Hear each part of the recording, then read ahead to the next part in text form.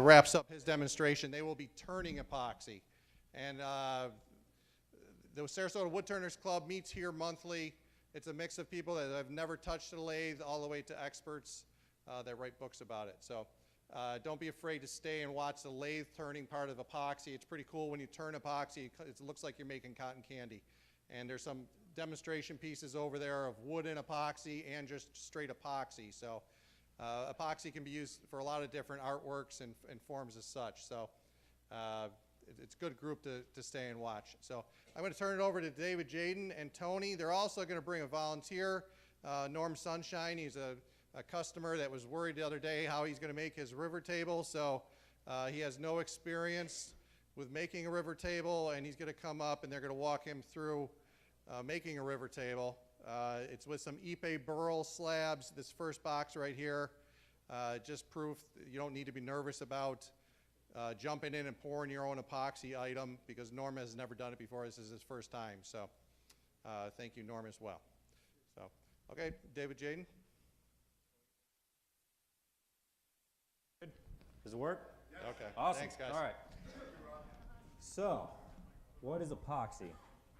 Epoxy is a polymer that's two parts, and you got to mix the two together in a specific ratio. You know, there's 1-to-1s and 2-to-1s, which are most common, and that's what we're going to be talking about tonight. I've heard of some other, like, 3-to-1s, 4-to-1s. I think actually West Systems is a 3 or 4-to-1. Epoxy resin separate hardener. Coloring. A lot of people don't like just doing clear, they like doing the artistic side of it. There's a lot of different options out there. Some are bad and some are good. Sorry, technical difficulties. What I recommend you stay away from, because I've had some bad experiences, is going to be the gel-based dyes that some companies offer. I've had some bad experiences out in the shop, and we narrowed it down that it's got to have a shelf life that's just not advertised on there. And once you put this resin inside your wooden project, I mean, it's difficult to get it back out. So you want to make sure that your ratio is right, mixed thoroughly, and the color is exactly what you want. If you do want to use not a powder-based dye, the alcohol-based ones, if not anything else. But we sell here mainly the powder versions, which give a really cool effect, which we will north box over there. Let's see. Yeah, sorry. That's throwing me off. All right, so different products that we sell here. We have a different variety. We have your thin pouring resins for countertops. A couple examples of which, Stone Coat countertops, heat resistant resin, pretty good product. And the West Systems you can use, but it's more of a general purpose thinner resin. And it has its applications that we like, which we'll get into just a second. Then you got your casting resins. The casting resins really help out when you're trying to do these river tables, because our average table thickness is around 2 inches thick. And a lot of epoxy resins develop heat issues. And actually, a great example is this right here. That's thick inside of it. Casting resin. Perfectly clear, that was poured that thick, no heat issues. I was picking it up while it was curing, didn't hit my hand or anything. That's why you might want to go ahead and switch to a casting resin versus using a standard epoxy. Dave, do you want to pass some of these around? Yeah, why not? There we go. Yeah, that's a great example of when it yellows out, too much heat. That's the West Systems 105 and 207 hardener, which is a special clear. It's supposed to be liquid water clear, and it is when you use it in its application. When you push it past its point, though, it's going to turn this odd yellow color, and you can develop foaming problems and other issues. For instance, I mean, when it gets it, you'll see the stick is melted inside of it. Yeah, that's going to be the new Wise Bond casting resin. Pretty good stuff. We've recently switched over to it. Compared to the Stone Coat, you can see equally as clear. We did notice that there is a little bit less micro bubbles, which is a common problem that people run into. Is say, Dave, how do I get these bubbles out of there? And a lot of it's mixing, some viscosity problems, things like that. brands that we offer, because you can go on Amazon and probably find 1,000 brands, and I've probably already heard of half of them. And I'm not really going to get into name bashing, but there's good ones, there's bad ones. There's ones that are okay as long as you're within a set defined. Is this working? Yep. Awesome. All right, so where was I? Different types of resins that we carry for specific purposes.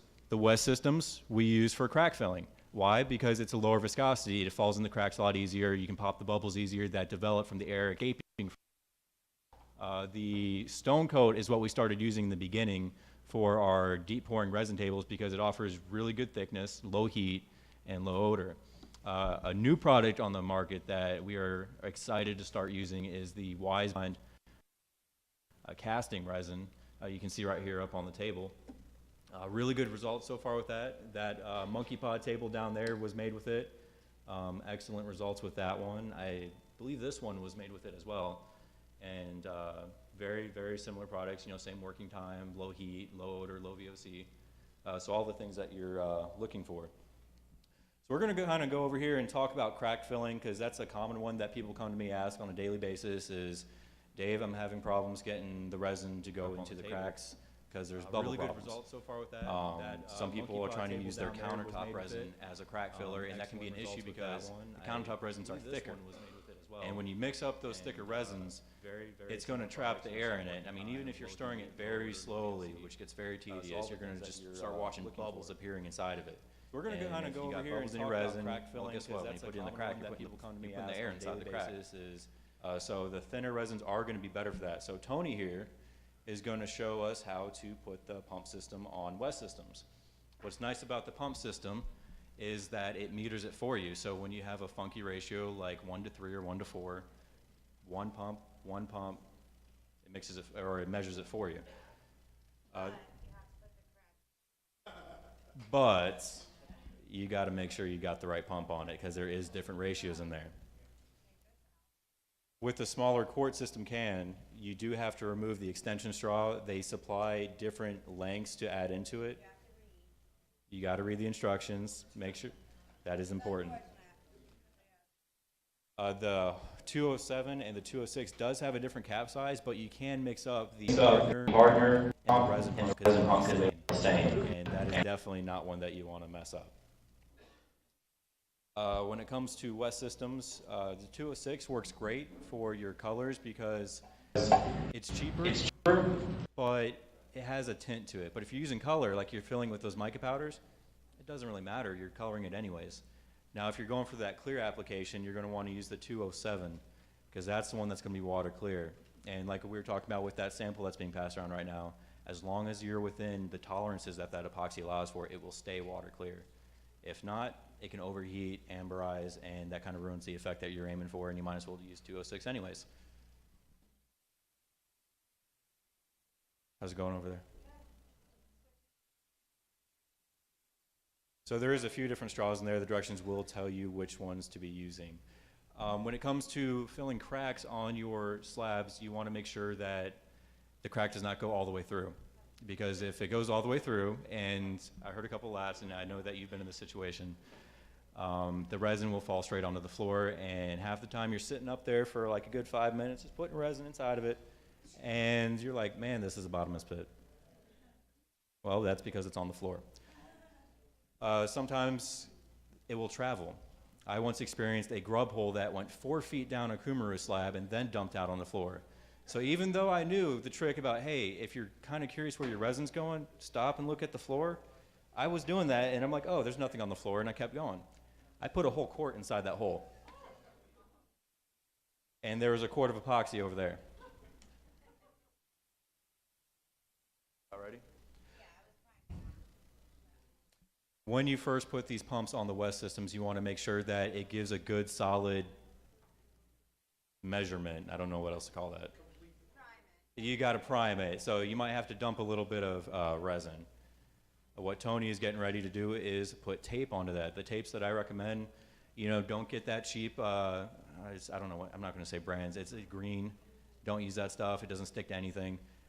Basic blue painter's tape that we've been using for the last 30 years works great. You want to make sure that you wrap it around all sides and get it nice and flat, because if you have a fold into it, the resin can travel down that. Also, if the crack is wide enough, you do only want to put a little bit of resin inside of it, because if you stack too much, the weight's going to be too much for the tape to hold. It's going to fall away, and you're back to square one with resin on the floor.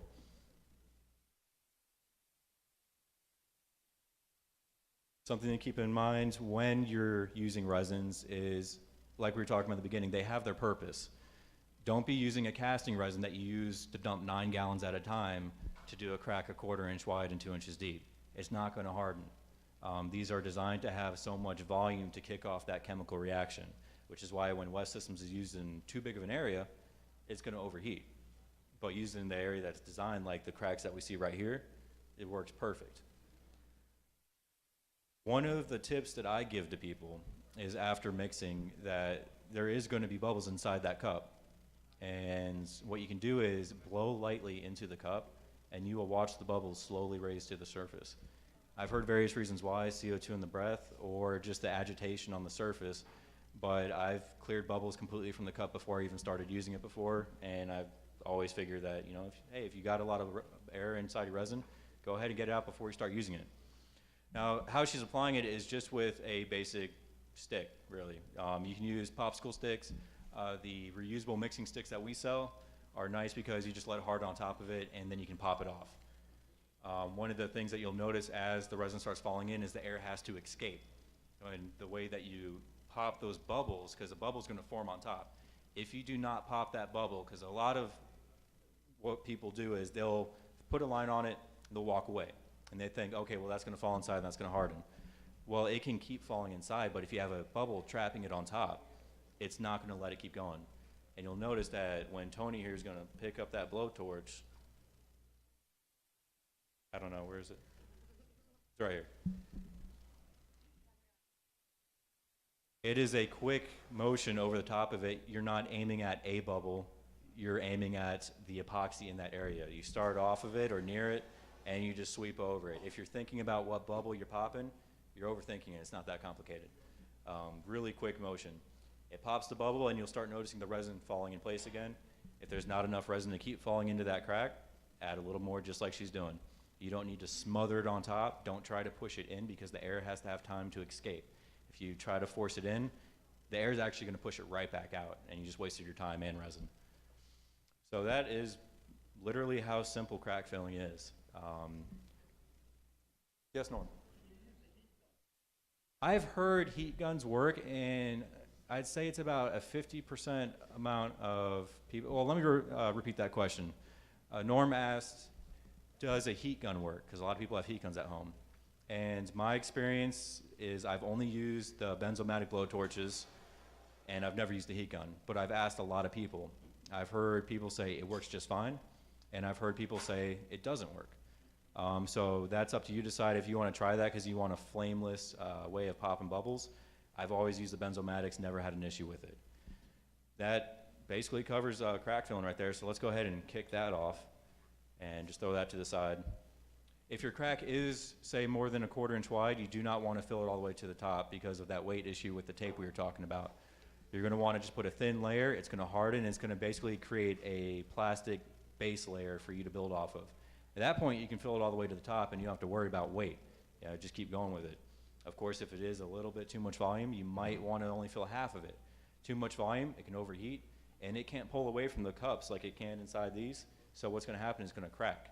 And it might not just crack once, it might crack a few times, and that becomes a whole different issue of how to make that less visible. One of the important things for doing these river tables is making sure that your box is completely sealed. Let's, hey Norm, hey Dave. Would you like to join us? I'd love to, thank you. Tony, let's tilt that box over here. So let's kind of show them the basic construction of one of these boxes. The box is where you make or break this. It's a mold, a box. It is your life insurance for about, depending on how big your table is, $1,000 worth of resin. If you think dumping a little bit of West Systems on the ground is bad, imagine breaking the seal on one of those. Because you Can't stop it. So basically all it is your birch plywood. I think it's like a BC or a CD grade, not really sure. As long as it's smooth is all that matters. I like to get the edges that you see screwed in there at least, you know, a ½ inch taller, so that way you can kind of make the resin proud. The screws, I like to put every 6 inches because that guarantees that you're pulling that, the wall in tight. Up on the seams and everything, we didn't do it on that one. A basic silicone caulk is going to be your last layer of defense. You want to put that on all the seams, wipe it smooth, and then you're going to use a vapor barrier tape. The most popular brand, and everybody usually just calls it this anyways, is Tyvek. I've heard that clear packing tape works in a pinch. I don't ever plan on trying it, but if you feel like it, go ahead. So you want to get all the seams. You want to make sure that after you get everything, you go back on all the corners because that's where your failure point's going to be. I've heard people using melamine board with carnauba wax, mold releases. I've seen it work, and I've also spent a couple hours planning people's projects where it did not release, and I had to get the plywood off their project for them. So I like to keep it basic. I like the tape and the plywood. It's never failed me. It's never failed a lot of different people that I know. Let's go ahead. Tony, are we level on that box? Definitely? All right, let's go ahead and start getting the clamps on there. One of the things that you want to do is prep the edges. One of the products that we offer is through Stone Coat. It is called Stone Coat Quick Coat. And what you do is you want to paint all the edges right here because that is where you can have a lot of porous wood. Like seeing these white spalted areas, that has started to become soft. If you don't do that and you just pour all your resin in here, what can happen is the air that's inside the porous wood can start seeping out into your resin. And when you have about 36 hours until it starts really, you know, tacking up and becoming hard, that's a long time to be watching bubbles and continue to pop them. Let's see. Stand time on that stuff is about 3 hours. You want the epoxy that you put on that edge to be cured before you go and dump the rest of the resin in there. If you don't, depending on the different resins that you use, you could have problems with them chemically reacting with each other or even rejecting. We went ahead and sealed this about 4 hours ago, so we're good. What Tony's about to do is be putting these C-clamps on the piece. The reason why we do this is wood floats. So if you don't clamp it and you dump your resin in there, you're going to watch your wood slabs float right up to the top of your box. I've seen it happen. So basic, you know, 4 corners, pretty simple. Steel C-clamps work pretty good. I don't like the plastic clamps because they can flex. And even with these steel clamps, I have every single time without fail, I have watched these slabs still pick up like a 1/16 of an inch. And once you break it free from the mold, you'll see an entire layer of epoxy that you don't even understand how it got there.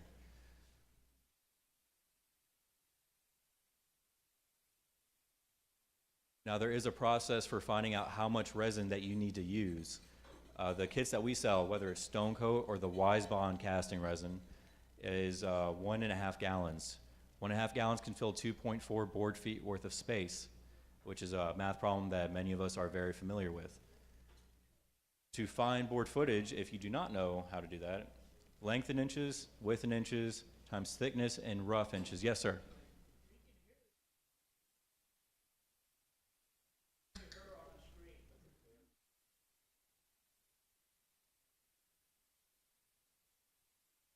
Thank you.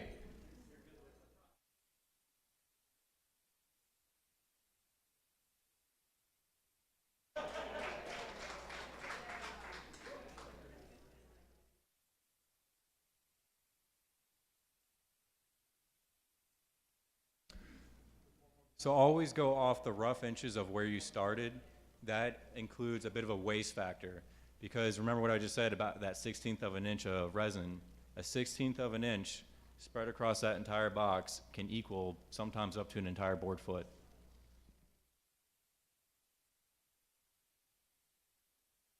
Does anybody have any questions while we are waiting on this last clamp?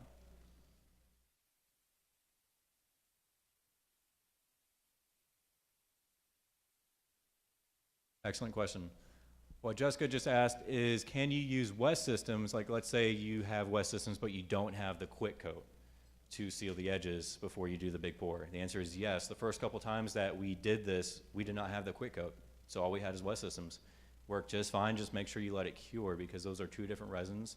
You don't want potentially the issue of, you know, different chemicals mixing with each other. As long as it's cured, you won't have an issue. A good thing to do is to scuff it up. You definitely want to scuff it up.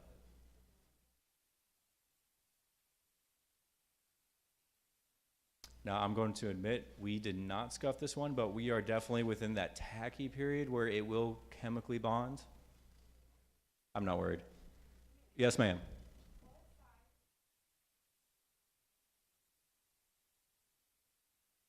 What she just asked was what size is this table and how much resin is going in it.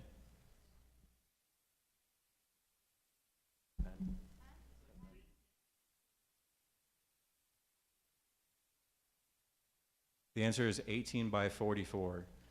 So let's go ahead and do that math problem that I was just talking about together. So the length we know is 44, so I'm typing 44 into my calculator.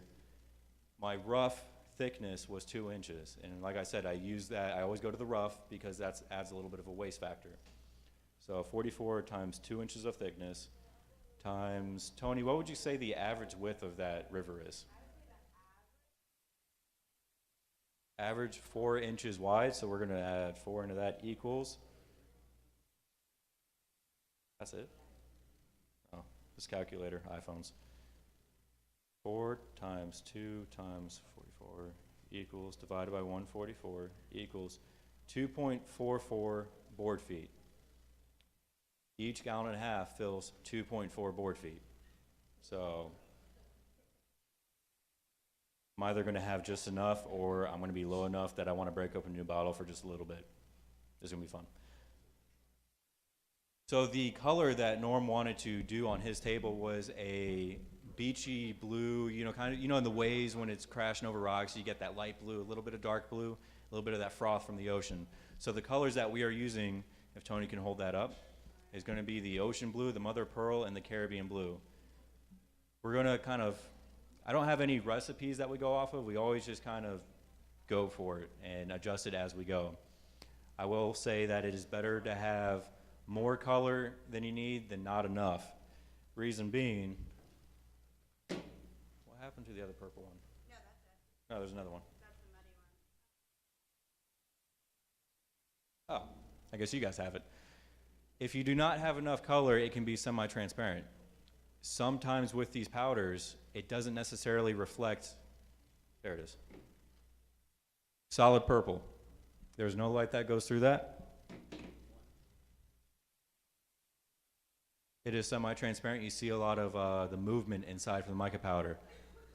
But I wish I could show that a bit easier. When the light goes through it, it's not purple. So depending on different powders, you know, it's hit and miss on whether it does that or not. You might want to go ahead and edge on the side of caution. So to mix it, what we recommend is using just your basic drill and a paint mixer. But the thing that you got to be careful with is to not whip it. When you whip it, you're introducing air, and as we've been talking about, air is not good to have in your resin. This is a 2-to-1 ratio. We are using the Wisebond deep pour epoxy. And when you do this, I mean, when you're doing river tables, just dump it in. I mean, you're not really measuring it. You're probably using 2 or 3 of these. So what Tony and Norm are going to do is dump it in the bucket. Yes, you have to put safety glasses on. Important thing to touch on. Excellent question, Tony. Yes, you do want to wear safety glasses. There's a lot of other resins out there that claim, you know, incredible eco-friendly and not hazardous at all. I just recommend you do your own research. Look at the MSDS sheets, and I got to say, I can't pronounce that word, so it's got to be bad for me. Yes, sir.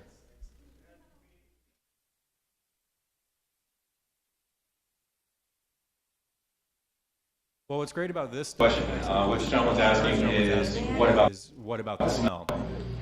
A lot of those resins out there, they do create a lot of odor, and it's not that good to be breathing that stuff. And what's great about this stuff, in my experience, is that it is very, very odorless. The only time I've ever smelled anything is right when it's at the peak of its chemical, like a little bit of heat coming off of it, and I mean, to me, I'm around I'm around it all the time. I've never let lightheaded.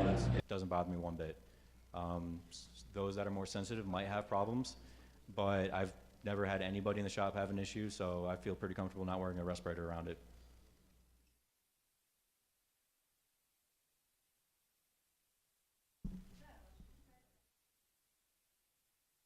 So what Norma's going to start doing is just put the resin in the bucket, and we are going to start playing with the color.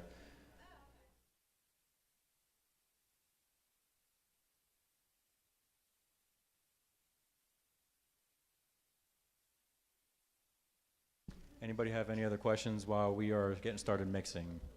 Yes, sir.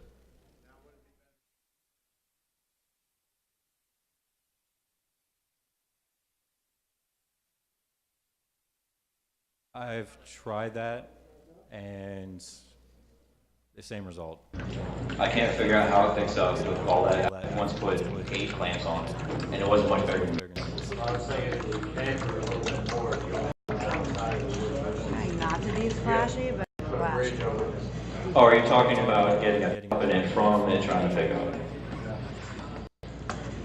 That is a possibility, not something I've ever really paid attention to, because what we do is we tend to pour these pretty out, and you were out there earlier, you saw our 52-inch billet. So we end up just sending it through a 40, leveling the whole thing out, so any cup is not a concern of mine, not something I look for. I am a little spoiled here.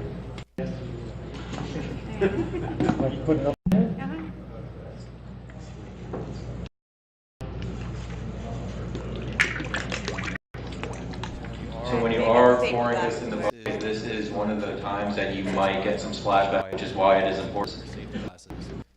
Yes, sir. Yes, sir. Just start in the bucket. Start in the bucket. Oh, his question was, should you measure it or, right, should you measure it or just pour it in the bucket? Pour it in the bucket.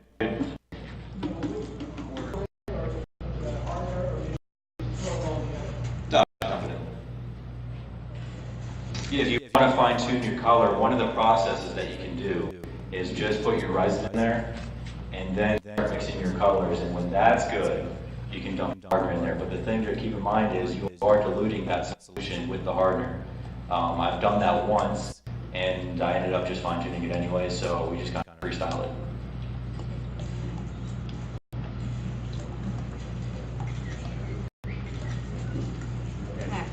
It is very important that you do give it a little bit extra time, because there is going to be some resin left in the bucket, and the hardener is thinner, so it's going to come out a lot easier. The resin not so much, so you would definitely want to give it time to come out of the container.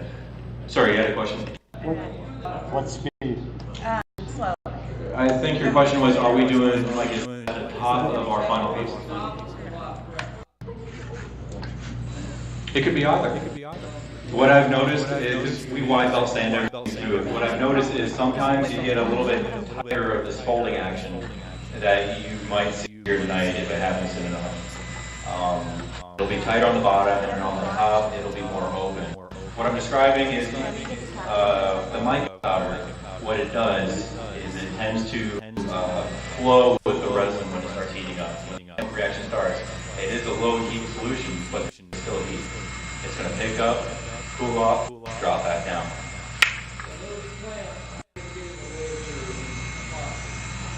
No, sir, I'm not sure if you can see it on the screen. It's actually right there. Right at the bottom of that clamp, there is a block of wood that we use the same tape that we use to seal the box.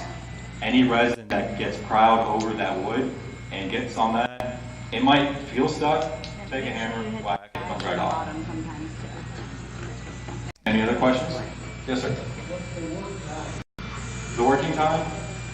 No, well, let's start with the mixing time. That was a great question on work time. The mixing time is 6 to 8 minutes. You want to make sure you're not whipping it, but you want to make sure you're just stirring. You want to make sure you get down in the corners of the bucket, into the top, make sure you're pulling that stuff down, pulling to it.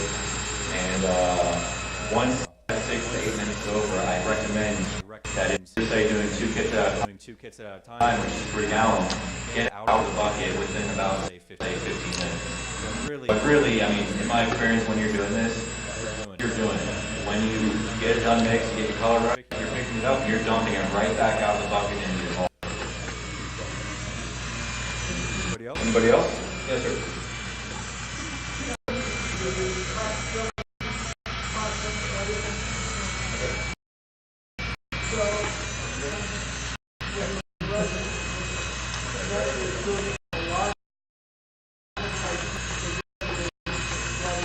We're gonna do a little white first because it's kind of overpowering.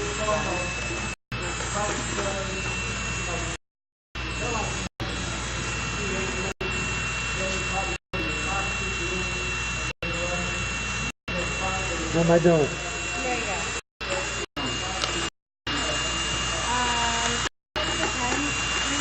So what you're asking is there like this type of crack, you should do this, one is get the station switch this product.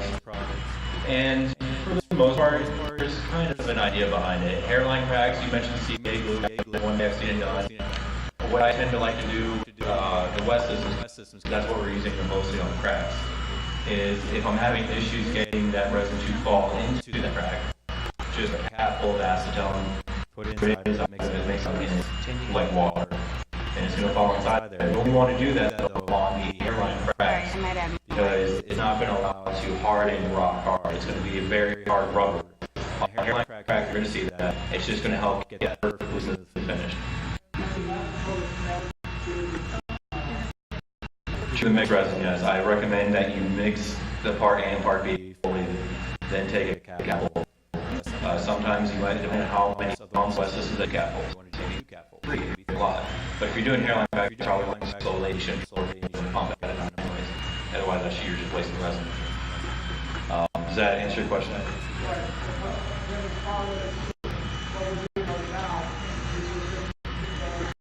Is it your light that's making it look? I don't know. Some light is making it the color look good. Yeah. Color. The product that we're using right now, the one on deep is I wouldn't.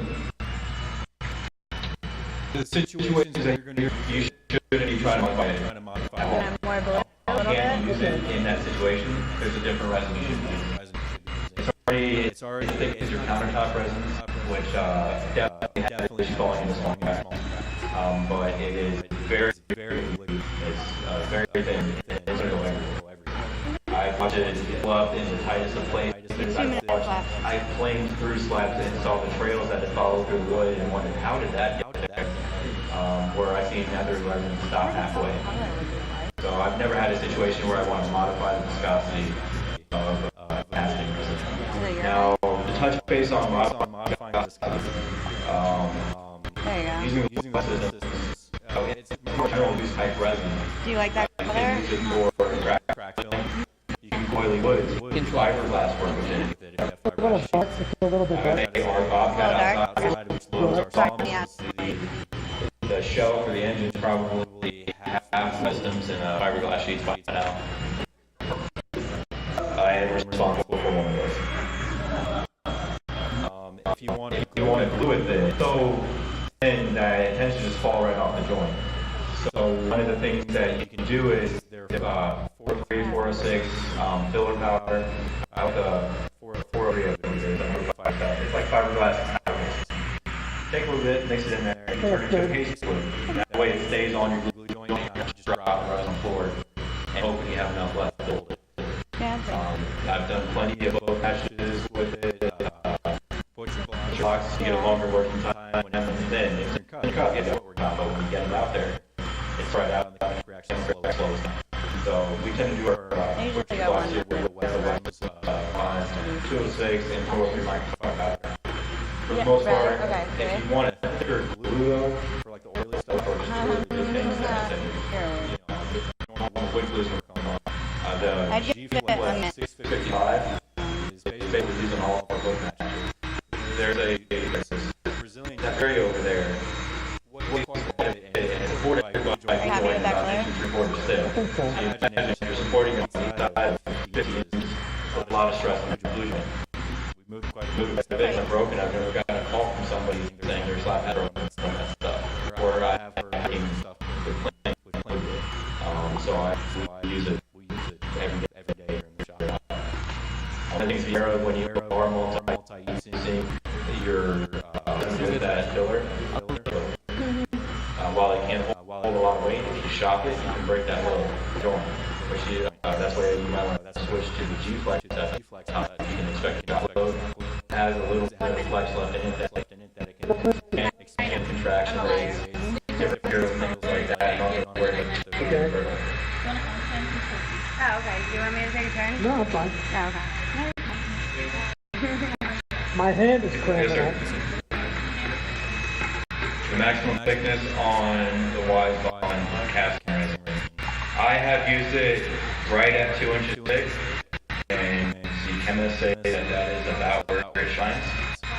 I do plan on, pushing the limits to really see what you can do. Let's say you're in an air-conditioned environment at 70 degrees, you might be able to squeeze a little bit more out. I can say for certain, if you're in a garage or a hot shop and it's like 95 to 100 degrees, you need to be careful when you're pushing that 2 inch line.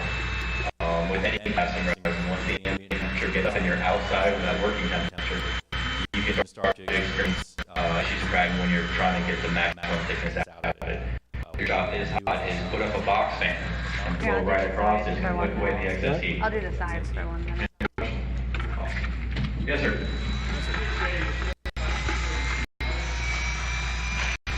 Well, Leave casting resins usually gonna leave it there for about, we do 72 hours. 3 days. 3 days.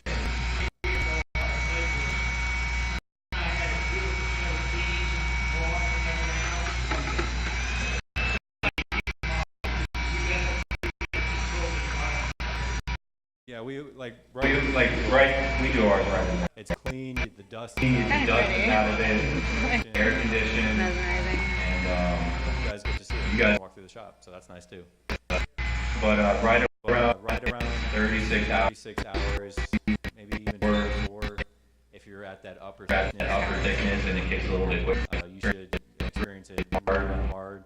You still want to leave In that mold for at least 72 hours. Light use on this stuff is is about 1 week. So let's say that you do all your work to it, you can start machining it at 72 hours. I wouldn't use it as an actual surface until 1 week. because it's going to come longer and keep getting Month really keep getting harder.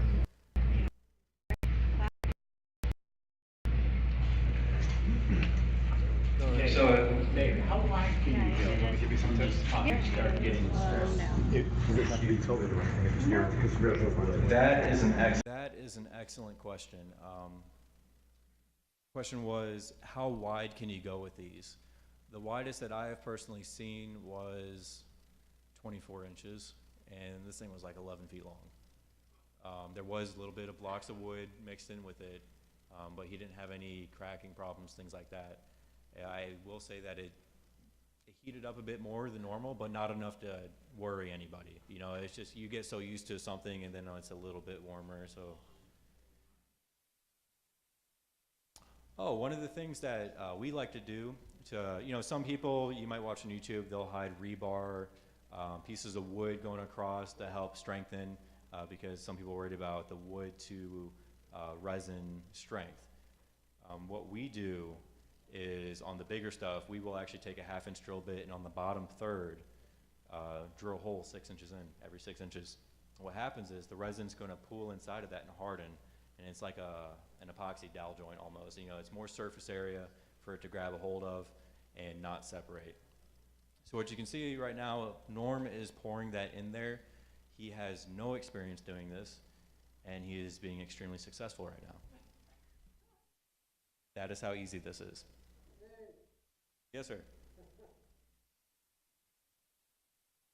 You can see, as he's pouring it, it's picking up a little bit of foam on top. That's completely normal. After he's done dumping that in there, we're going to have him blowtorch across it real quick. And every time you do your first pour, you're always going to have these bubbles pop up. Yes, sir. On smaller turning objects, that's definitely easier. One of the options, pressure pots being another one, and Russ is I'm gonna leave that to Russ. I've never messed with that. For doing this, I feel like that would be more of a mess than it's worth. Yes, sir. What's that? Some people recommend that you do pour a 1/4 inch layer, pop the bubbles on that, and then immediately pour your next layer. So you're not creating separate layers, you're just taking time to work some of that air out of the resin. That is a step that, you know, Not essential. it's not essential. It can possibly prevent problems, but at the same time, I've seen it done without that step enough to not have any issues with it. Now, when Now you're doing like say the 9-gallon pours, you're done. and you're dumping 3 gallons at a time. That's, if in between mixing, that's kind of a perfect time to go ahead and pop that air on that layer, which is how we've always done it. I've never stopped at a 1/4 inch on purpose, just happened to be at that 1/4 inch. Norm here is popping bubbles for the first time, and there it goes. As you can see, he keeps moving across. He's not aiming at one spot. If you slow down and you overcook a spot, you can vaporize it, and it really messes with the chemical reaction, and it's just not going to look that right. For now, we'll need to do it again. What Norm just asked is, are we good right now when it comes to the height? And do we have any resin left in that bucket? So, are we good at this height? And right now, it does look perfect. Like, there'd be no reason to go any higher than this. But what's going to happen is that 1/16 of an inch layer underneath is going to start forming, so you're going to watch the level drop down along all the edges. You're going to start to see it pool behind it. I'm not sure if it's visible. Alexis, do you see any of the edges start pooling? Yeah, it'll stay exactly that color, but it'll get a little bit, about an 1/8 of an inch. Yeah, it's moving back there, so we should start to see the level drop down a bit more. I would recommend that you do not add more epoxy within, say, 1 hour. That's my rule. 1 hour. We'll go 1 hour. Any longer than, say, 1 hour, I did this once and I will never do it again. 3 hours after we did the initial pour, it really sunk down enough that I was really annoyed and I wanted to top it off. And I did have some resin left in the bucket, but in that confined space, it was kicking off a lot faster than the resin that was in the mold. And so when I dumped it in there, within an hour of that, I walked by and I just floated my hand across the top of it. And I felt a lot of heat to the point that I was actually worried I might have ruined the chemical reaction. So I put up a box fan and started wicking away that excess heat. That's why you want to make sure you do that. Keep it dust free, because that box fan is going to pick up everything, throw it right over the top of it. So as we see it inside the box right now, it is a pretty plain color. Anything like stuff that we have on display right here. That's because it hasn't started to do that folding. I don't know what to call it, billowing effect, folding. That's just big enough for this day. Usually I do less, but he wants the same color. Yeah, so let's go for it. What Tony just asked is this spot right here big enough to use this casting resin? And can we see it in there?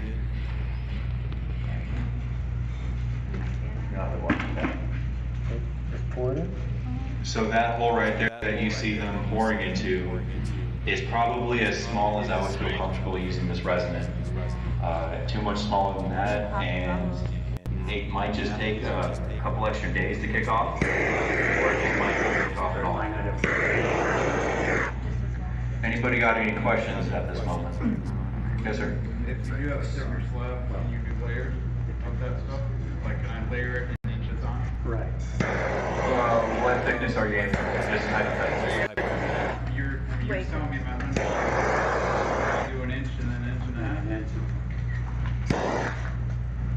You're looking at Yes, that would be the proper way to do that. And of course, I'm going to be experimenting with this stuff to see how far I can push it safely in a controlled environment. But I would not recommend pouring 2.5 inches in the river table format, because that is definitely past the 2-inch format. What you can do is you can pour 1 inch at a time and then let that harden. I wouldn't pour less than a 1/2 inch with this stuff on a big layer. So in that hypothetical situation of pouring 2.5 inches thick, pour 1 inch, let it cure, pour the rest of it. You might have a line on the very edge where it shows the 2 separate layers, and that's one of the reasons why people like these cast resins, because you can kind of get rid of that. But if you have to have one, At least one's better than having 16. Yes, sir.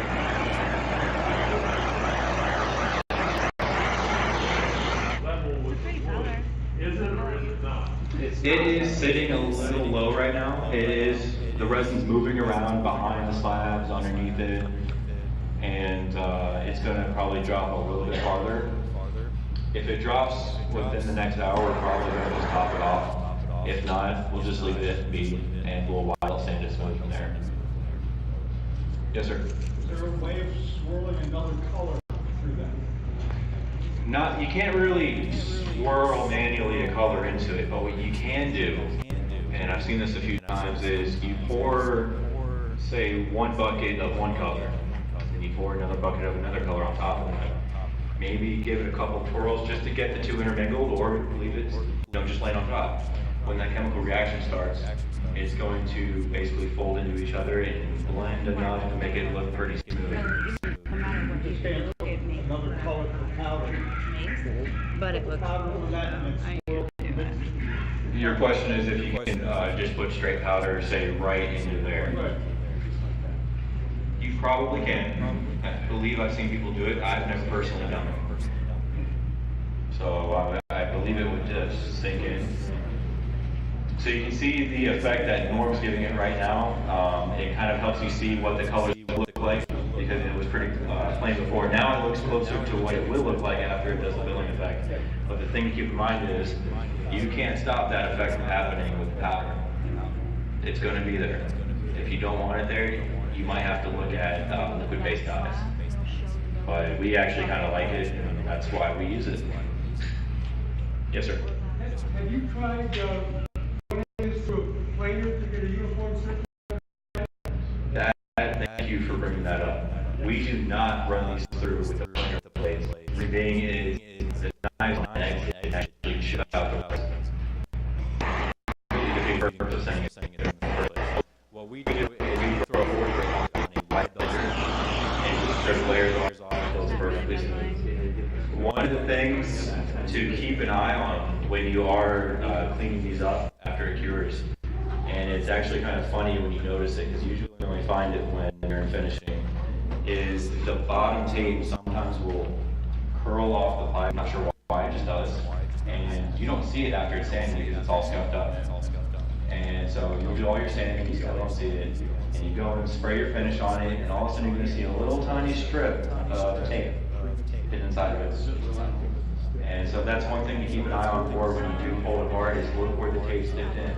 If it looks like it's dipped in pretty far in a certain part, you might want to keep an eye out for that when you're leveling it out. Yeah, because your stuff is what, 8/4? And you don't want it too much. So normally you feel pretty comfortable with the colors that we got in there? Yeah, I think it's great. Awesome. I sort of wanted it like the blue of the water you see when you're diving, scuba diving from the boat. And it's not the deep blue ocean water, it's the Caribbean blue, the teal, lighter shade that I really love. And that's kind of similar to this. What he's doing is just keeping an eye on bubbles. What's going to happen is there might be some air trapped in the sides. The sealing definitely helps, but you always want to just keep up with it for a few hours. It should eventually stop over time. But that is how you pour a river table. It is that simple. Yes, ma'am. This kind of matches my shirt. Let's start with you. Start surfing on top of it and stuff. Because Yeah. it is really awesome. Yeah. But No. scuba diving. Let me go. Just let me go.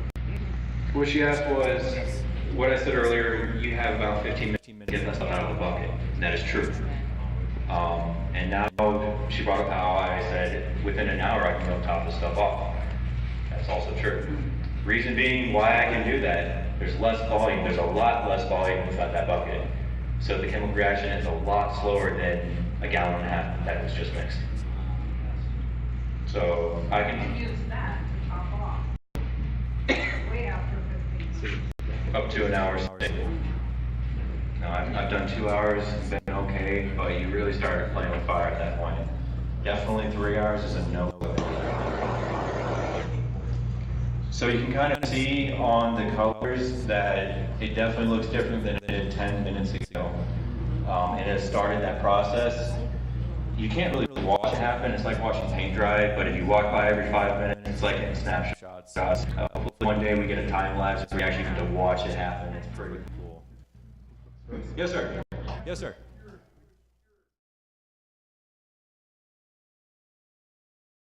Yes. I have actually, the fresh folded effect looks different than my table over there that we sent through the wide belt. Because it kind of creates these caps with the powder. And when you sand through it, you open that up and you see all the ledges or the edges of those caps. I've seen it where it looks like alien alligator skin. It's actually pretty cool. I've seen it where you pour it lower than the edge of the wood, and then you use a countertop resin and cap over it. And that'll preserve that specific look if that's what you're going for. It is pretty neat, and I know a lot of people that strive to keep that, and that's just a case of you gotta pour low and then cap off.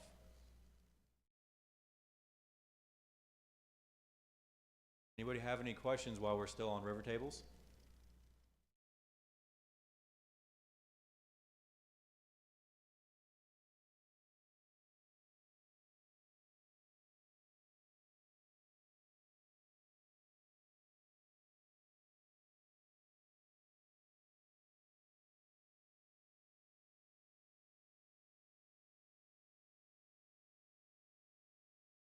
What you just brought up was, let's say you pour a layer and you decide that you want to have some memorabilia left inside of it. Yes, you can. Now, certain things you got to be careful of. Family photos. If you have a one-of-a-kind family photo, don't just put it inside and dump resin on it, because I promise you it's not going to work. It's going to turn a weird brown color. You have to get a special product. I don't know the name of it. You got to basically seal the photo in that before you put in the resin. With the shark's teeth and everything, yes. But if it's buoyant, you have to secure it to your base layer.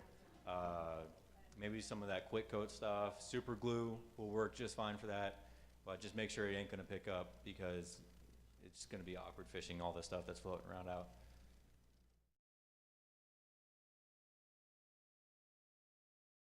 The question was, what finish is on this green river table over here? And that is a conversion varnish finish. It's a dull rubbed effect. A lot of people don't like the shine. Some people are in love with the shine, and that's why you would do an epoxy finish. Those that don't, spray varnishes work great. Just make sure you got the sheen to where you want it. Yes, sir. The cost of this table right here? If I'm to shoot from the hip, off my experience, I'd say I'd appraise that around $1,200. Oh, the amount of money in product. $145. One kit. Oh, plus the wood. The wood was you remember how much that was? $200 or $300. And so Norm here has $300 in the wood, $145 in the resin, and whatever his time is worth, plus the finishing, of course. And so when you think about it, he's going to be about $500 into this, and I would appraise that for at least $1,200.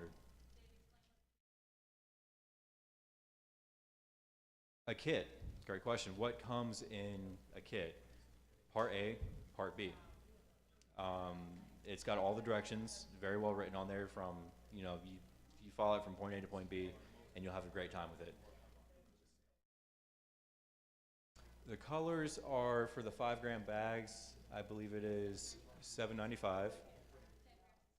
The 10 grams are $12.95, and the 50 grams are $25. I knew that one. Yes, ma'am.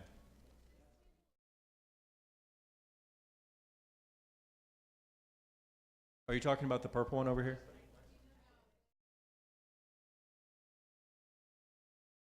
Having a hard time hearing you. Oh, that is, yes, the same varnish.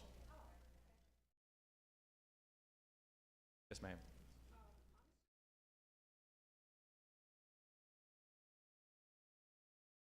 You can put that outside. It is sealed. Would I leave it out in the weather? No. Even though epoxies have UV inhibitors, that's actually a great thing to touch on. Epoxies that have UV inhibitors, think of UV inhibitors as the sacrificial goat. There's only so many. And once they're gone, that resin's going to start amberizing with the UV rays. So we can put as much UV inhibitors as we can into this product. Eventually it will get worn out. That's just how epoxy resins are. There's polyester resins, don't do that, but they're very temperamental with their heat, and you cannot do 2 inches thick with a polyester resin like that.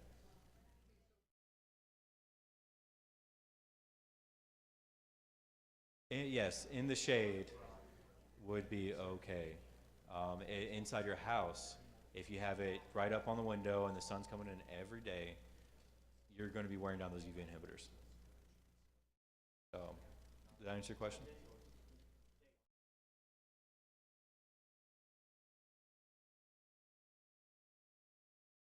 Excellent question. The question was, I don't have an amazing machine that is 52 inches wide. I do.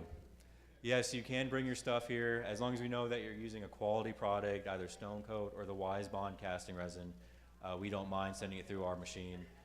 We've tried doing it for just about anybody, but we have had some bad experience, and that's where we actually learned a lot about all the other resins that you find online and mixing. You know, they're temperamental. If you use our product, we don't have a problem doing it, and that's just because we know it has a good tolerance that if it's slightly off, you're pretty much still okay.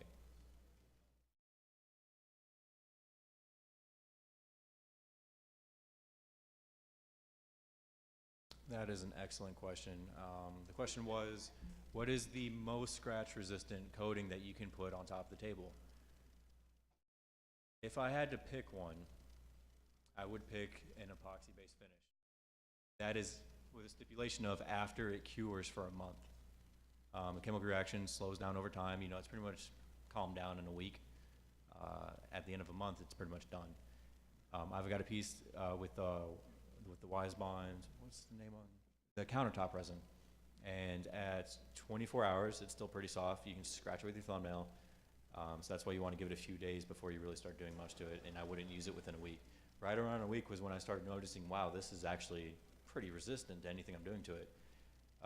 It was 9 days in, I took my car keys and I went at it. And it looks like I scratched it up, took my thumb, rubbed it, came right out.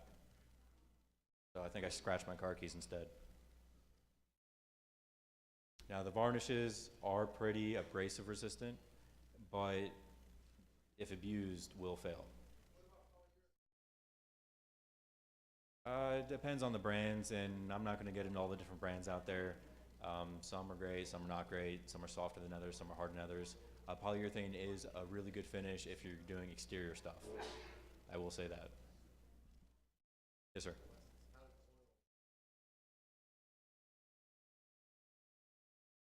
That is an excellent question. The question was, how does the epoxy react to oil-based finishes? And from what I've seen, it's hit and miss. You know, there's some special type of oils out there that do harden. I'm still learning about those, and hopefully we'll have a more educated answer in time. That's probably the one that I've seen done successfully.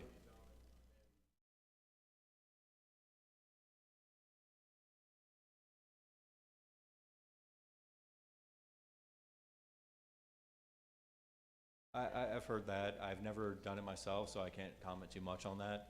But I know there's certain oils out there that do great. I also know there's others, like some people just like to do a basic linseed oil. It's not going to absorb into the resin because it's plastic. It's not going to absorb in oil. So really, you're better off with going with lacquers, varnishes, polyurethanes, and epoxy-based finishes, of course. Just want to make sure that you scuff everything up real good. I recommend no less than 320. Some people like to go up to 4,000 before they go and put a finish on. That's up to them. There's many different epoxy finishes that you can do. The countertop resin that we have here from our friends at Wise Bond, or Deckwise, is excellent for that. I've actually, this slab right here, I've done a couple coats on, a couple seal layers. I gave a valiant attempt at a flood coat, but I ran out of epoxy. So it dried up on the edges. So we are actually, right now, gonna jump into that real quick and we're going to give a shot at doing the final flood coat on this piece. Pretty similar looking slab right over here next to Alexis.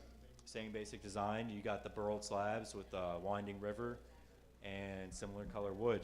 The wood on that one over there is Kumuru, and the one on the piece that we're about to do is Itayuba.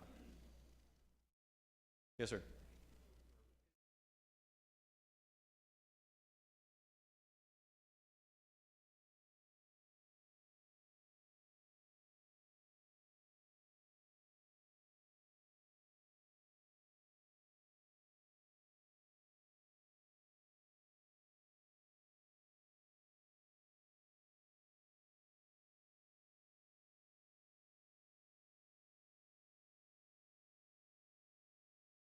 Once it's cured, epoxies are pretty resilient, but like I've been saying, certain products I have no experience with, and so I don't want to try to guess at an answer. So I have not had any issues.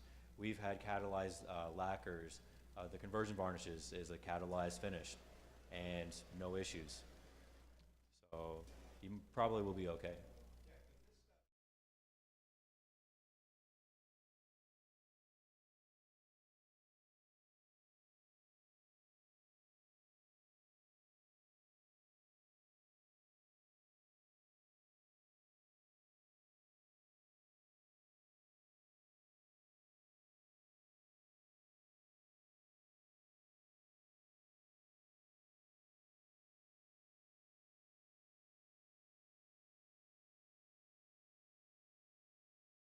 I wish I had a better answer for you, but I don't. That's correct. I have not had anything melt the resin after it's cured. Of course, with time, the stuff finishes its curing process and becomes more resilient. That's not saying that you might have some products out there that in that month window might have some bad effects. But that's something on a case-by-case basis that I can't really comment too much on. Yes, sir.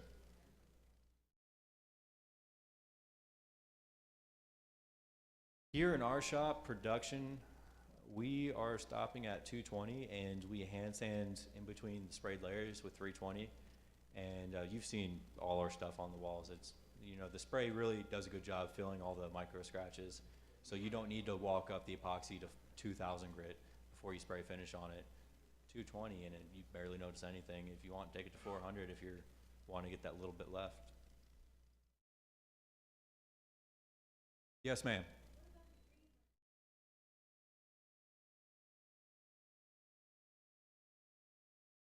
220 and 320 by hand. Spray Finishes do an amazing job. All right, so we're going to move on to the flood coat process over here. And you have to bear with me because I'm going to have to be juggling a mic and doing this. So I'm going to tag Tony in here. Norm, thank you so much for being here and letting us work on your project with you.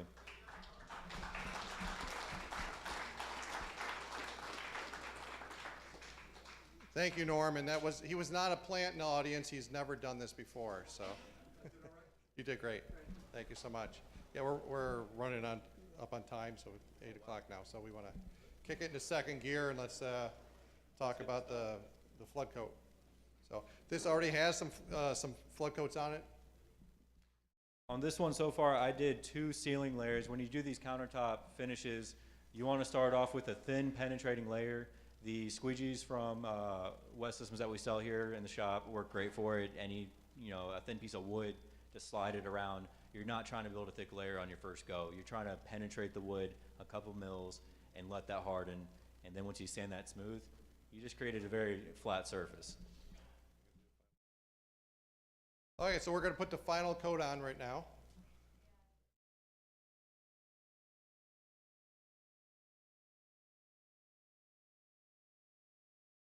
And if you look at this piece right now, it's a little hazy looking. It's because it's been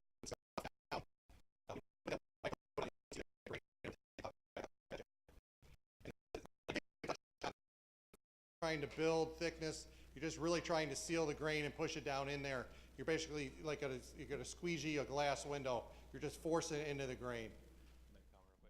If you notice when I leaned on that, it almost fell over. That is because I have blocks of wood underneath this. Yeah, you don't want to epoxy it to your workbench. unless you want a really cool workbench.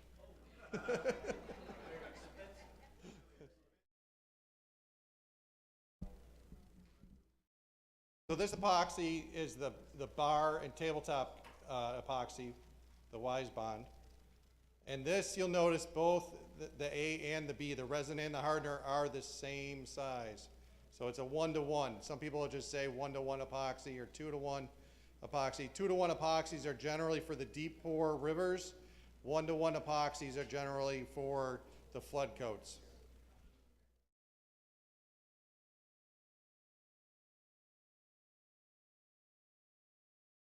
And you notice Dave is wearing gloves. If you do get some of this on you, it's not a chemical emergency, but you will notice after a while it's not really skin friendly when it's wet.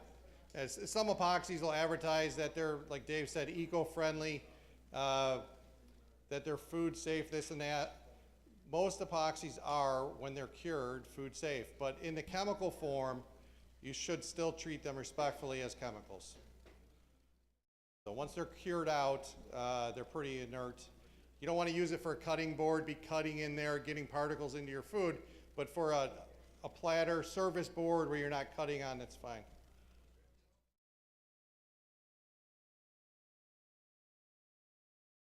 So they're asking if Dave is guessing how much he's going to put on there as far as coverage. Dave, do you have any method to the madness? Has very far spread lines for measurement, so I kind of chose the wrong bucket for this. So I'm just going to go to the very first line and stop there at 1/2 liter. So I'm going to do a 1/2 liter of the hardener and 1/2 liter of the resin. You'll notice that the resin looks funky. It is blue. And you don't have to worry about the blue showing up on your final coat. The reason why that's in there is because there's more UV inhibitors in this than the ones that are clear. And how they hide the UV inhibitors, because inherently they're all yellow. You put too much in there, now your resin's going to be yellow. But if you tint it blue, blue is optically clear to the human eye on a thin layer. And so doing that route, you're able to get more in there and hide it. And also it scatters light really well, so your clarity ends up going up anyway, so it's nice to have. Now you can calculate how much you actually need. You can convert with a online converter that how much cubic inches are in a gallon, and then figure that you're either going to apply this at an 1/8 inch to 1/4 inch thickness and figure out how much coverage you're going to get out of 1 gallon. But Dave's done this for a while, so he's going to just wing it, and being that I'm buying the epoxy, he's just going to mix more than we need.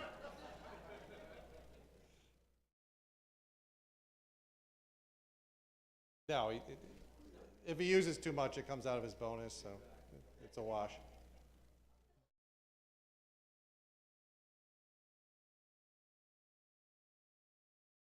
And Dave, how long are you going to mix this for? A few minutes. I don't really have a set time, but when you watch it while you're mixing, we'll get the cameras up on it. You're going to notice as soon as you start mixing, I actually got to put this down and start mixing. So he's going to mix it for a few minutes, not as long as we're mixing the deep fill for. The deep fill was about 8 minutes. So as you start mixing this, and let's get the cameras over here, you'll see that it starts turning opaque. And that is kind of standard on all clear resins when the hardener and the resin starts going together. Back out of there, you see how that's not clear at all. So we're just going to keep mixing it, and eventually it's going to go clear. And watching the ripples inside the clear is kind of how I can tell how thoroughly mixed it is. You want to make sure you get down towards the bottom, get the corners, get the sides, get the top, make sure it's all mixed together. So make sure when you're mixing, you're scraping into the bottom corner, because if you give some resin in there that's not mixed with the hardener, you're going to have a problem with it not curing out. So it's good to mix it too much than not enough. We get questions a lot of times. People say their resin didn't harden properly. That's usually because they didn't mix it thoroughly, or some epoxies are pretty temperature sensitive, where it needs to be between 75 and 85 degrees for that epoxy to mix right and to cure right. The epoxies that we use here, the Wise Bond, the Stone Coat, the West Systems, they're not as finicky, but there are some brands out there where you really need to watch what your temperature is when you're mixing, and keep it in between 75 to 85 degrees. One thing that you'll notice with this thicker resin is that there's a lot of air trapped inside of it, and that is because it is thick. That's not really much of a worry because once we flood coat this out, it all will be around the surface and the torch will take care of it.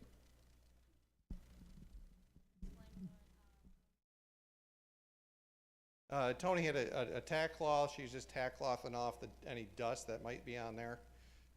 Dust can help form air bubbles and also make the surface feel a little dimpled or rough to the touch. So it's a good idea to use a tack cloth in between sanding coats and then again right before you do dump the epoxy on there.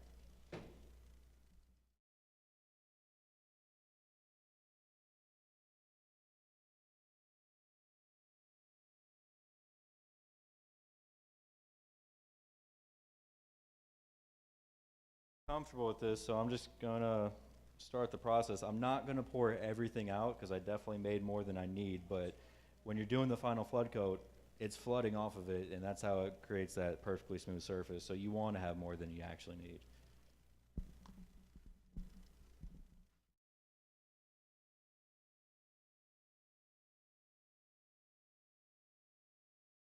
So this final flood coat is going to create a lot thicker surface than we normally put on our tables. Normally we're spraying with the conversion varnish. It's a pretty thin layer. This is a more durable bar top like finish, if you would.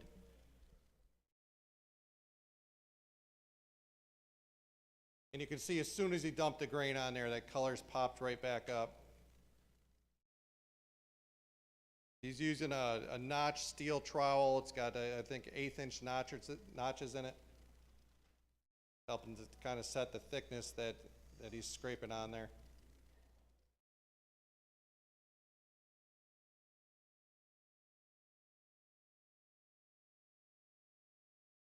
Trying to push it off the edge right now. That's because the edge is still dry.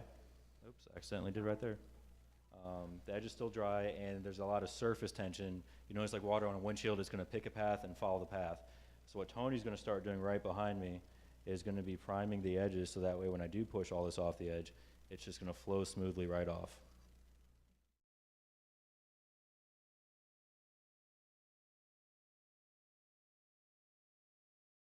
Tony's just using a 3-inch foam roller, catching the big drips that Dave pushed over the edge.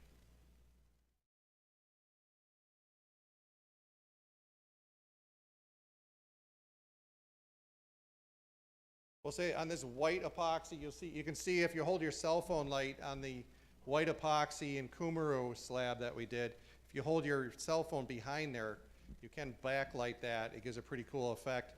The darker colors don't do that. The light doesn't really shine through them as well, but in the white or clear two colors that if you do backlight them, look pretty cool.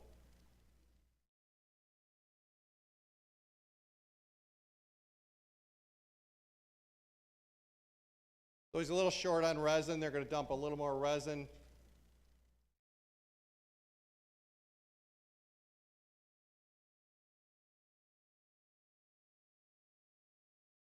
A question on the working time, Dave. What's the typical working time before you start worrying on this?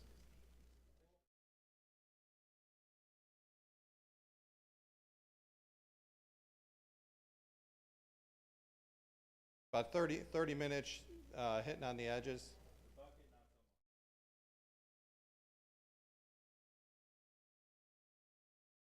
Now we never said it wasn't a messy thing, so you notice we do have a tarp on the floor. You want to lay down a tarp or 6mm plastic. Expect to drip.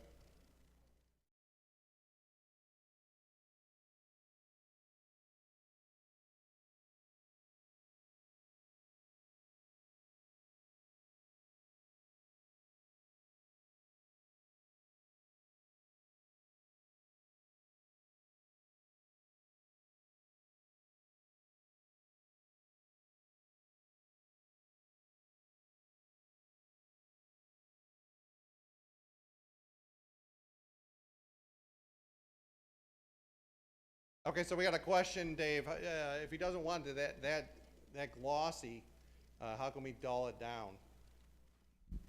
Well, if you don't want it this glossy, one of the options is to use a different finish, because this stuff is inherently very glossy. But if you like the protective qualities that this epoxy offers, it's a process called rubbing down a finish. If you go to your search bar and type in rubbing down a finish, that's going to give you a lot of information. But it's basically, I would take 120 grit or 220 grit, keeping your sander perfectly level because you don't want to cause divots in this. Work your way across it and you're going to scuff it. When you get up to 220 or 320, it's going to look just like it was before it started. That is extremely dull. You can walk it up to 1,000 grit, 2,000 grit, 4,000 grit is the one where it really looks pretty good. I've personally hand sanded this stuff up to 12,000 grit, and it looked pretty dang good. A little bit of auto rubbing compounds if you want to brighten it up a little bit, but it's never going to be as glossy as it was when you fresh poured it. But you just keep walking up your grits until you're comfortable with the level of shine.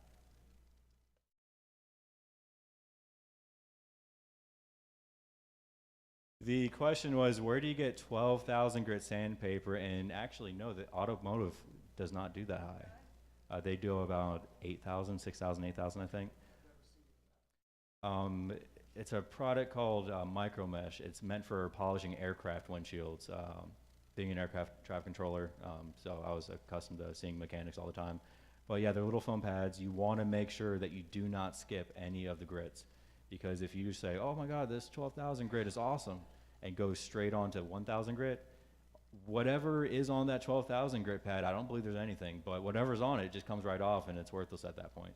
So you really want to take your time, and also warm soapy water as a lubricant.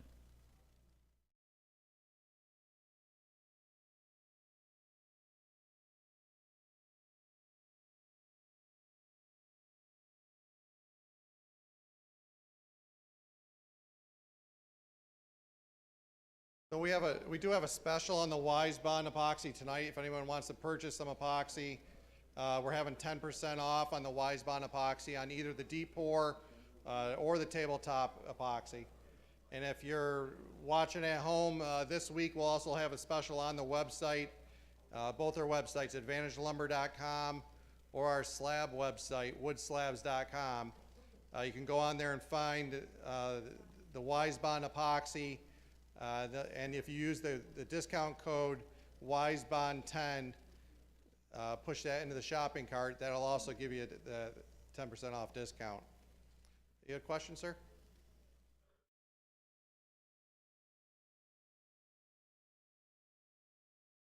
So we have a question. The drips on the bottom edge, if you can see, as it rolls over the edge, it kind of makes some little teardrop drips on the bottom edge there. Wants to know how we're going to treat that. Well, the drips on the bottom edge have accumulated over the last couple coats that I've done.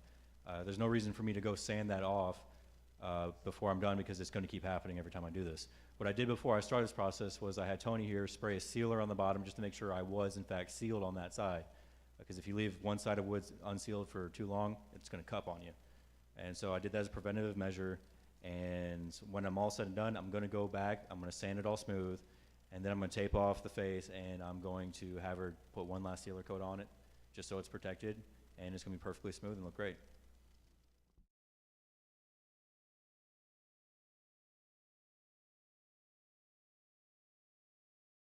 A question right here?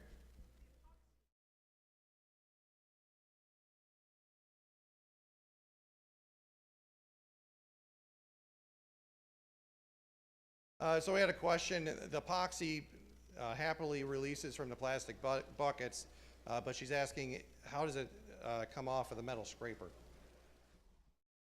Not sure. What I'm probably going to end up doing is just soak this in acetone or paint thinner. But to answer your question directly and shortly, I don't know. Yeah, we usually clean them with acetone, so it's not, we don't let them dry on the metal. I'm not really sure if it'll peel off like it peels off the plastic.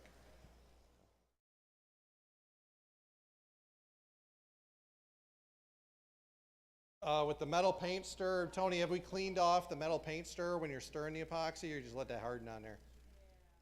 Yeah, they let it harden on there, which is why our metal one probably weighs about 8 pounds.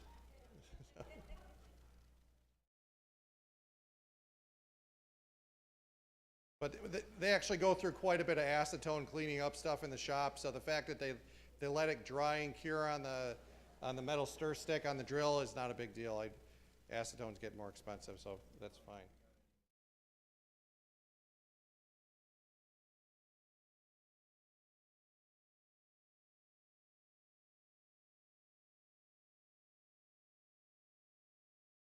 So Dave's eyeing down here, sees a little bit of thin spot along the top edge, so they're gonna pour what little bit they have left along the edge just to get a little thicker near the one edge.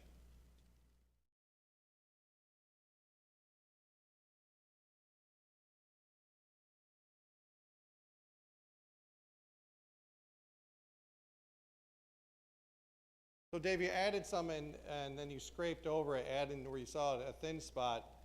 What's your consideration for how long is too long to try to go back and do that?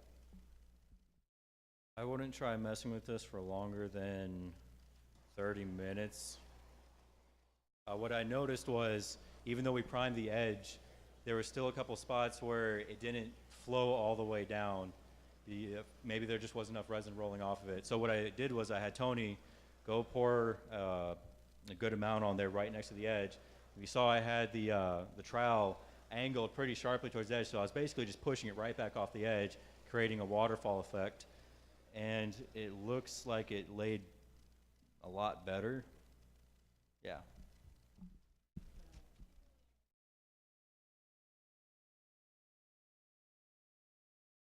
Dave, we have a question coming off woodslabs.com live stream.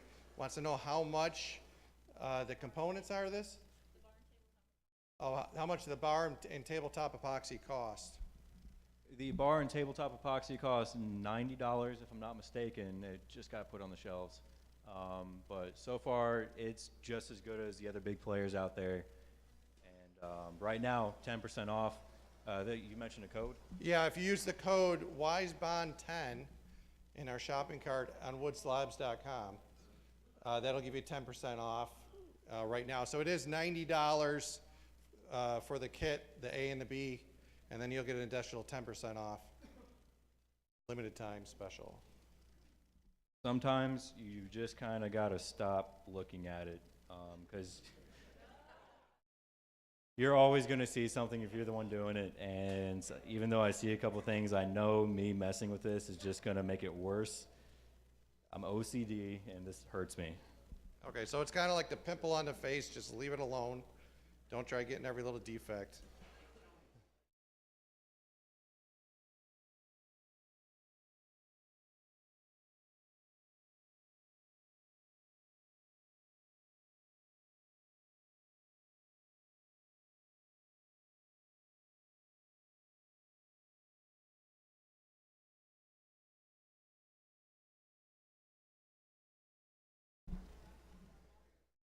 Okay, so we're pretty much done with the application of the bar and tabletop epoxy. So we're going to turn it over now to the famous Russ Fellows, who hails from Vermont. He does live locally here, very active in the Sarasota Woodturners. You see some of his work over here that he's done with the WISEBOND epoxy, pouring it with sawdust, pouring it with wood, and then one bully turn that was just straight epoxy. So Russ is very talented and has given a lot of demonstrations here.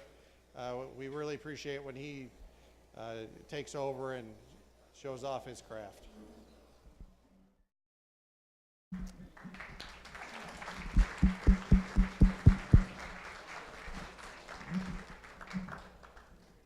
Thank you very much, Rob, Dave, and everybody else here at Advantage. We're very grateful for the hosting that you do for our club. And when Dave Jaden and I talked about this program tonight, we thought it would be a great idea to cover both the epoxy, the use of epoxy, the way they do it, and then what the applications are for wood turners. And in years past, epoxy's been around a long time, but most of the wood turners that used epoxy made pens, and they made beautiful pens, but not too many people used epoxy to make bowls or other decorative pieces. So if you look on the internet, you're going to see a lot more of that, and we've played around with it in our club quite a bit. So that's what I'm going to talk about. I have just a few club announcements that can wait until our Tuesday meeting, so I think I'll go right into my program. And what I did, Dave Jaden gave me a couple of gallons of their new epoxy last week, and he said play around with it and see how it works for applying it to wood turning things. So I went back to my shop and had a lot of fun doing it. One of the things that I tried was to make a bowl that was pure epoxy with nothing else added to it except a little bit of his color, and it really came out quite well. The trick when you're doing this is figuring out how much epoxy you need, and you want to make a mold that will hold the amount you need without wasting it, because it's an expensive product. So I came up with for making a bowl out of epoxy, you go to the dollar store and you buy a styrene bowl, and then figure out the size of the bowl you want, figure out what part of your bowl is going to end up being airspace in the middle. You make a wood plug, because otherwise you'd be filling the entire thing full of epoxy, and this would be waste. It would end up on the floor of your shop in the form of little chips and shavings. So, and he was talking about how to, his very complicated formula about how to figure out how much epoxy you need. When you're doing this, take a bag of rice or any other grain that you have. I won't do it here because it can get a little messy. Pour it into the bowl and then shake it down level. Take this out and you'll end up with rice up to the level that you need. Put a mark on there with a Sharpie and fill the bowl up to that level and go ahead and mix it. So it's a relatively simple thing. Then once you've got it mixed thoroughly and you've got the color added, that's how I did this one here. And a word about the color. He gave me 3 different color packets. I found with this one that I was being a little bit too cautious or conservative with it, and it didn't come out that well, but he was speaking about how when the light goes through it, you see a lot more. And see if I've got 3 hands here. But you'll see when light comes through it, it highlights the colors that are in there. So this is something that you have to experiment with if you're going to try it. And I'll show you a couple other pieces where I got a little bit more courageous and added more color to it. But that's the basic procedure to just make a bowl. When I made this bowl, I tried a little bit of a different technique to add color to it. So I made a mold, the same as the one I just showed you. I put the epoxy in, and I've been saving colorful wood chips from all of our workshops that we were making pepper mills that day out of a product called Spectraply, which is colored plywood. So I put a few of these in. The difference is that I waited until the epoxy had started to gel up just slightly, because I didn't want these are wood, and I didn't want them floating to the top. So I actually mixed it one night, and the next morning it had reached just the right consistency. So I poked the wood chips down into the material, and they stayed in suspension. So it ended up working quite well. One of the things about working with epoxy on a bowl is that you don't have the luxury of going back and putting a coat on it the way they do with the tables. So it's quite a long process to both turn it. I don't know if I'll get to making any chips tonight. May have to wait for another evening for that. But so you turn it as well as you can, and then you do start sanding. He mentioned going all the way up to 12,000 grit, which is really what you have to do. There is no other coating on this. This is all epoxy. And wood turners have what's known as the Beall buffing system. It's used in other woodworking, but the wood turners use it for their bowls. You start with the Tripoli, and then you go to the to the white diamond, and then finally to the wax, and you just stand there and you buff and you buff and you buff. You can do some of it on the lathe, but it's a good idea to work very carefully with your tool to get it just as smooth as you can, because the sanding really becomes an issue. And it's also a health issue. This stuff is not good to breathe, so when you're doing it, never sand epoxy without a good dust mask. And also, if you've got a fan and a door and a window in your shop, have everything open and try to blow it outside, because this is much worse than wood dust. Another piece that I made, just to show again the highlighting the way the colors can come through. I'm going to hold my flashlight up. Thanks, Jim. So without the light, you don't see that much. And then as soon as you highlight it with a little bit of light, this will be something to hang in a window or just put on the wall with a lighting source behind it. So again, it just shows you the potential. I was a little bit gentle with the blue powder that he gave me, but it does come through nicely. And again, this had to be sanded all the way up to 12,000 grit because there's no other finish on top of it. Just more possibilities.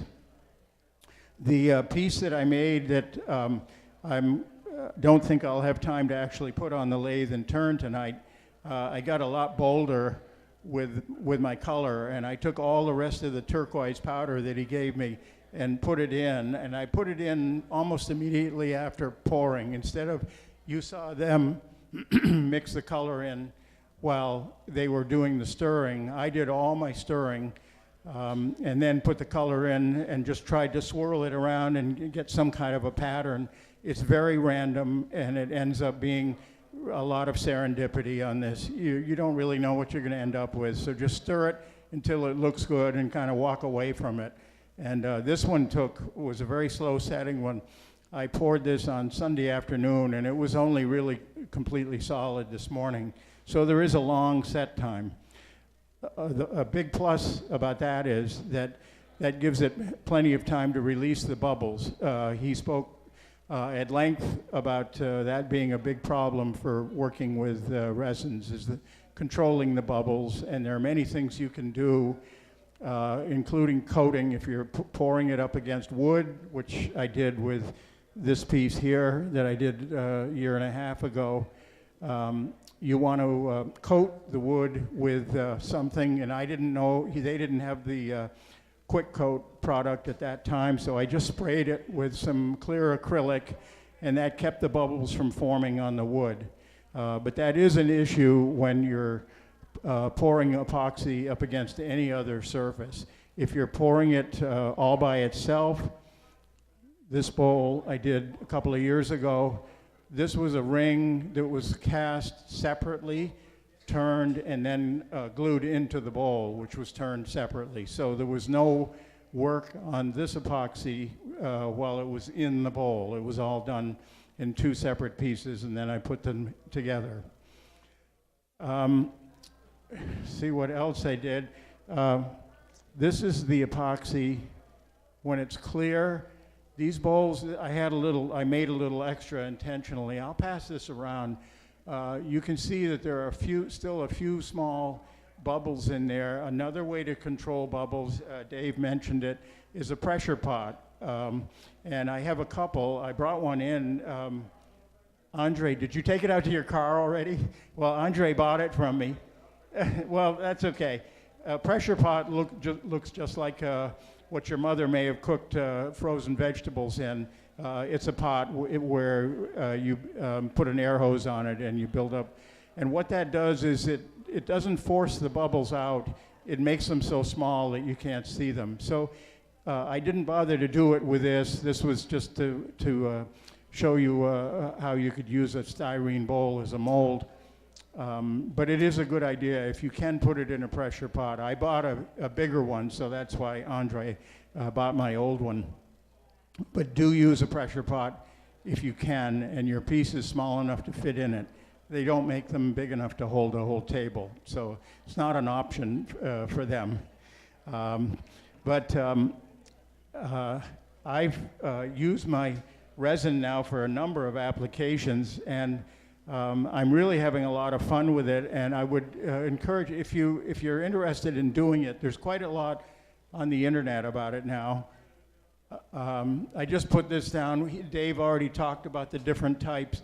The polyester is the West system, and you can always tell that because it really has a very distinctive odor. It's not real pleasant stuff to work with if it's not ventilated. Keep your fan moving. The epoxy is the most common one. It's what they use here for their river tables. Urethane, you'll find a lot of wood turners are using, and these two websites, Zach Higgins and Brendan Stemp, go to YouTube and you'll find them. They talk about different ways to utilize urethane resin. It's basically the same procedure, but a much quicker set time. You don't have 2 days for the thing to set up. It'll be ready to work in 2 or 3 hours. But there's a lot of really good information from these two guys.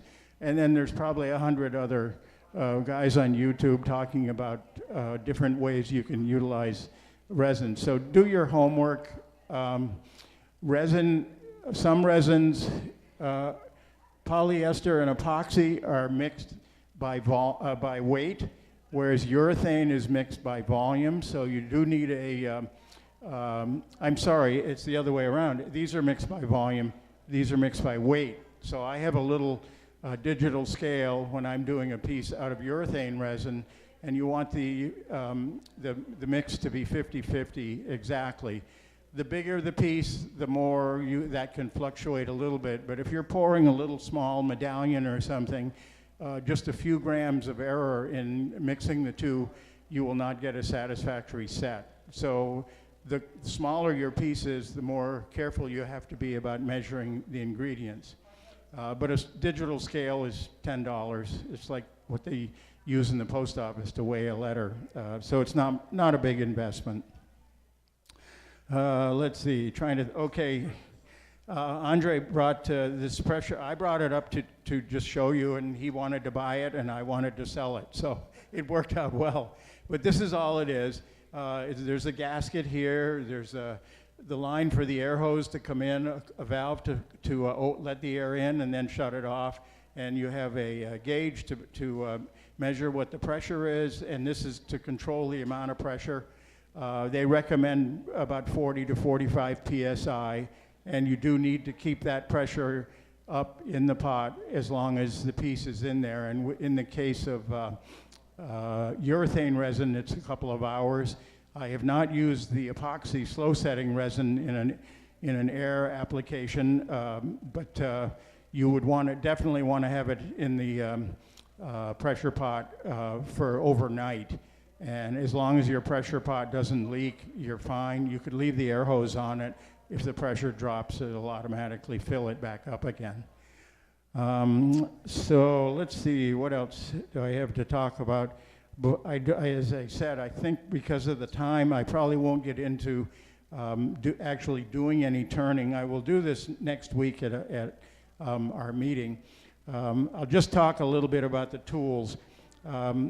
If you go on the internet, you'll see a lot of talk about carbide tools. These are relatively new for wood turners. We didn't have them a few years ago, and now they're recommending them for any hollowing work, for working with any of the resins. There's 3 companies that I'm aware of. Easy Wood is perhaps the best known. Harrison Specialties is another one. Hunter has been making carbide tools for quite a long time. The good news is you don't have to invest in $400 or $500 set of carbide tools. As long as you have a good edge on your regular your regular turning tools, you're going to be fine. A bowl gouge, this is a bit of an open design. It's a Doug Thompson. It is a bowl gouge, but it has a little bit wider flute. And I find that this is the one I like. When you first put the tool on your first piece of epoxy, you're going to hear, I can promise you, a really terrible chattering sound. And that's because you haven't put the tool exactly right. and you're going to make a little bit of a mess. Those chips are going to fly off, and then you're going to move the tool just a little bit, and you're going to get a beautiful stream of shavings like this, and they can go all the way across the room, and you'll end up looking like an Addams Family Halloween party, because they're going to be all around your lathe. But what that means is that you're doing a good job. You're getting a nice fine cut with it, and so that's what you shoot for. I use all of these, and when I go to put a final finish on the outside of my bowl, I will use a negative rake scraper, and I will keep my grinding wheel on. I use a CBN wheel, and I will go back to that wheel and freshen up that edge every 30 seconds or so, and you can make a beautiful, we call it angel hair in wood turning, where you're making shavings so fine they literally will float in the air. When you've done that, you can actually start with 600 grit sandpaper. You have a finish that smooth. But it does take a little bit of practice, so be prepared to waste a little bit first. But it's really a lot of fun to turn. It's so different from your wood turning experience that you've had. But start on a small piece and learn how to control the tool, and I think you'll have a lot of fun with it. So just reviewing, the most important part for us as wood turners is to make the mold. So you have to make that decision and go ahead and get just go to the dollar store and get a nest of these for very little money. And you've got a bunch of different size ones. And then go ahead and pour your resin. Let it sit for the amount of time for what the resin is. If you want to put colored, you can get liquid dyes, and you put a few drops in, and that's what I used for this. And that probably was about 3 drops of red dye, and it colored this whole bowl. So again, practice with it, because you can put too much in. With the powders, it seems to take quite a bit more, and the powders don't mix thoroughly, which is what gives these river tables the incredible swirls and color patterns. So different dyes for different applications. You may end up with a situation where I put a couple drops of red dye in here, and then I went ahead and put my wood chips in with something else. You might put a couple drops of liquid dye in and then put the colored powder in to get a different effect. So there's a tremendous amount of variety in using these products. And I see, just since I picked the resin and the dyes up from Dave 2 weeks ago, they've expanded their line tremendously. So you have incredible potential for making really elaborate pieces, and combining them with different types of wood. Doesn't have to be all resin. This has a Wenge rim on it, so the dark is a nice contrast to the red. Be creative with it. I think that's about, I was going to talk about doing a sphere. You'll find several YouTube videos about turning a sphere. This was not my first one. This was my second or third one. I had a lot of trouble getting rid of my air bubbles that are down on the surface of this little piece of burl cap. I'll pass it around. If you look down in, you see I hadn't quite solved the problem yet, but I keep gaining. And the way you do this, you just need a cylindrical mold, and you can use a plastic cup. I used some poster board, and I wrapped it into a very tight cylinder and put a radiator clamp on the bottom, and that was my mold. I'll pass these two around together, and you can see that on the ball, I haven't turned this other one, obviously. That will be a ball. There are almost no air bubbles on that, and I used some of Advantage Lumber's Quick Coat to coat the piece of wood, so the air bubbles just simply didn't form on this. So again, another thing to learn. You're going to experiment and practice and get the technique, but the possibilities are really amazing. At our July meeting here at Advantage, I'm going to cast a resin ball, say 6 to 8 inches in diameter, with a piece of burl cap on the bottom. It'll be like that small one. I'm going to turn that here and turn the thing completely. So when I bring it in, it will be a cylinder, and hopefully by the end of the meeting, it will be a ball. I may not take it all the way to 12,000 grit, but that is what you have to do with resin when there's no additional coating on it.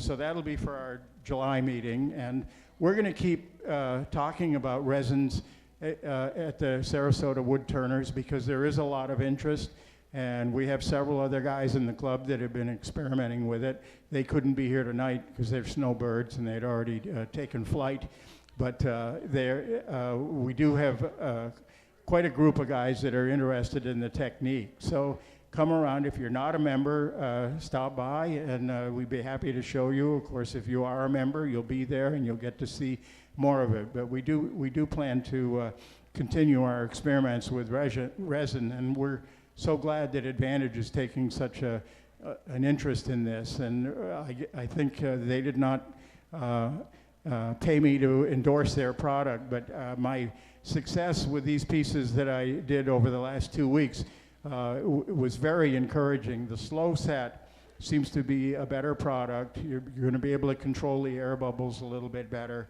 and you're going to have a good product at the end.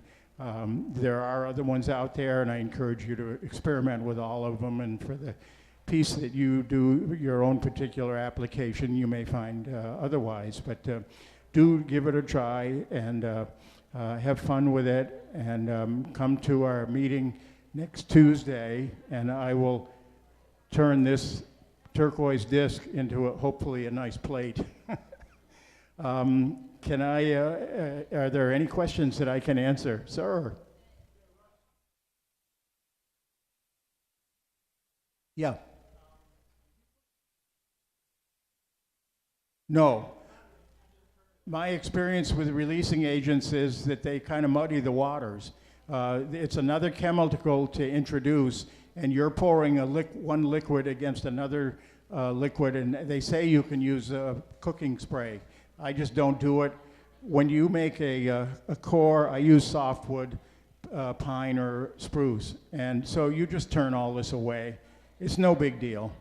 I was going to show you, you don't need a releasing agent with styrene. Hopefully this will work.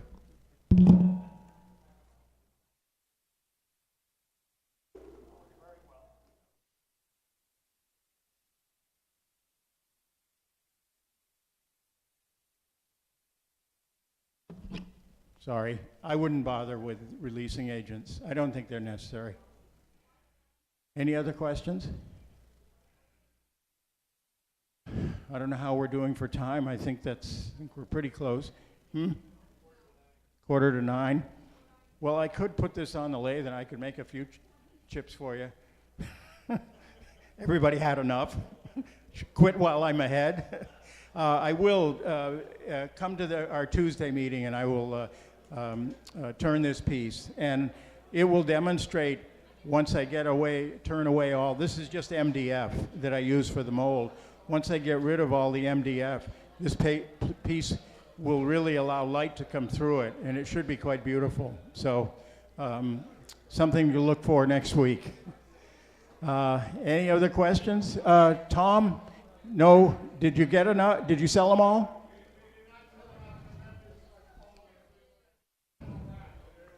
So are you going to do the other one or no? So no raffle tonight? The general. Okay. Okay, the gouge will not go tonight, but the other things will. So Tom, take it away.